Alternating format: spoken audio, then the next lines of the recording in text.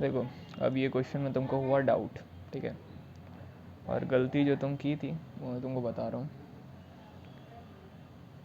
तुमको क्वेश्चन पढ़ी नहीं तुम अच्छे से, वही तुम्हारा गलती था। क्वेश्चन आराम से पढ़ना था एक बार तुमको।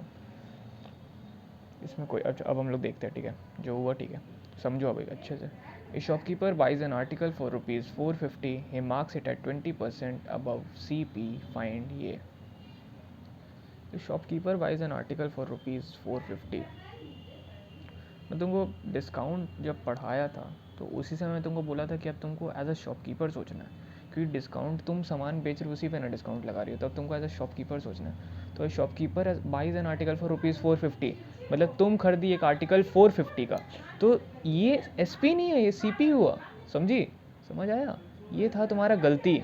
तो तुम चीज़ बिल्कुल सही, तुम प्रोसेस सही जा रही हो, बस समझने में दिक्कत हो। तुम गिवन पहले लिखी, बहुत अच्छा की, उसके बाद जो इक्वेशन बनाई थी वो भी तुम्हारा उस हिसाब से सही था, अगर तुम वैसे सोच रही थी तो सब कुछ सही था, बस थोड़ा सा समझने में गलती की। कोई दिक्कत नहीं है, इसके आगे गलती नहीं होना चाहिए। अब जितना गलती करना अभी कर लो।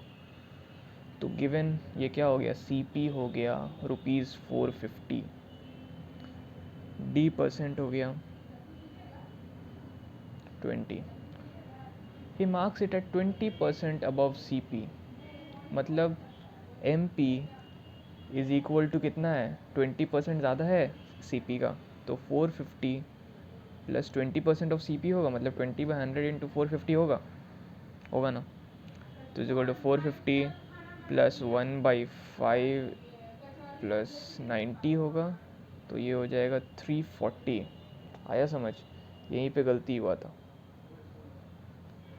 सॉरी मैं क्या कर दिया तो सॉरी इसको ऐड करने में गलती है, लेकिन गलती तुम्हें समझ में आया। यही चीज़ था कि SP CP अब तुमको एज अ शॉपकीपर सोचना है जब डिस्काउंट का मामला आ जाए। तो 450 प्लस 90 हो जाएगा तुमको 540, ठीक है, इतना रुपीज़ हो गया मार्क प्राइस। अब सेकंड क्वेश्चन थर्ड क्वेश्चन तो बन जाना चाहिए, लेकिन फिर भी मैं सॉल्व कर दे रहा हूँ। Second question, SP if he sells article at rupees at 10% discount, तो अब D% हो गया है 10, SP है क्वेश्चन मार्क, SP हम लोग को निकालना है।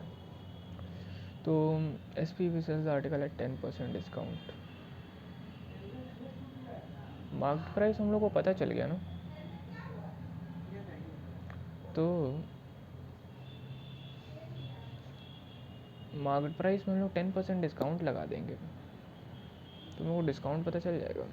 और डिस्काउंट और मार्केट प्राइस दोनों पता चल गया तो सेलिंग प्राइस पता चल जाएगा, चलेगा कि नहीं? तो हम लोग यहाँ से डिस्काउंट निकाल लेते हैं। डिस्काउंट कितना हो जाएगा, डिस्काउंट इज इक्वल टू 540 पे ना 10% लगेगा, मार्केट प्राइस हम लोग यहाँ निकाल सकते हैं, उसी पे 10% लगेगा, तो 10% of 540 is into 540 is equal to 54, ठीक है। तो hence SP is equal to क्या होता है, मार्केट प्राइस माइनस डिस्काउंट होता है, market price minus discount is equal to कितना हो जाएगा, 540 माइनस 54, 10 माइनस 4 6 3 13 माइनस 5 8 486, सही है कि नहीं? 490 540, हाँ सही है। SP निकल गया, इजी था।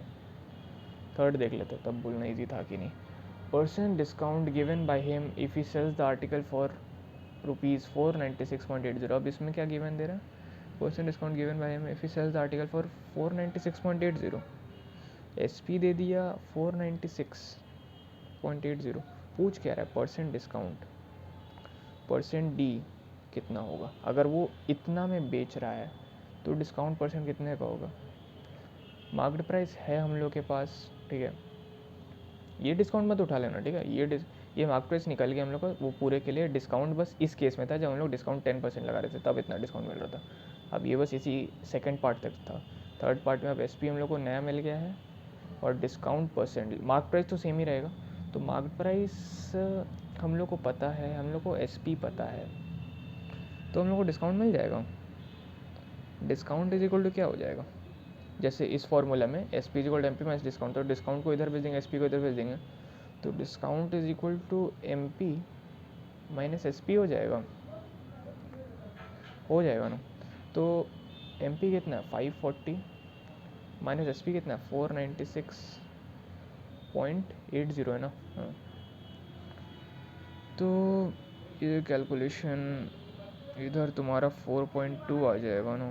4.2, 496, 500, 3.2 और 43.2, ठीक है। 43.2 रुपीज़ का डिस्काउंट हुआ। डिस्काउंट पता चल गया, फिर तुमको एक बार बताए थे ना, डिस्काउंट परसेंट भी निकल जाएगा ईजिली।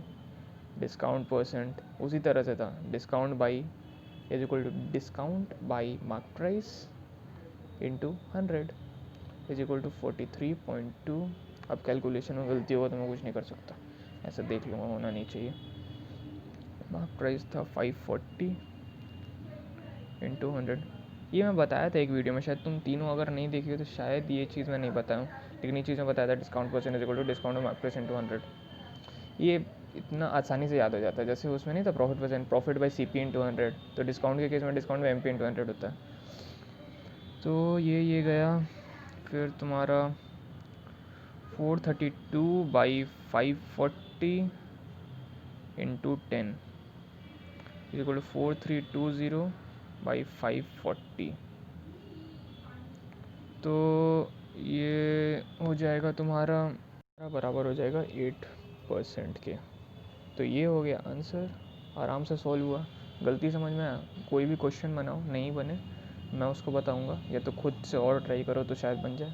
अगर जब बन जाए तो इसको फिर से बनाओ और देखो क्या गलती हुआ, और ये गलती कभी आगे क्वेश्चन में नहीं होना चाहिए।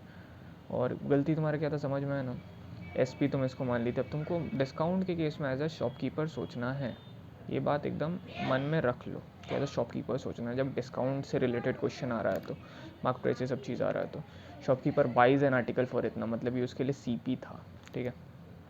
चलो।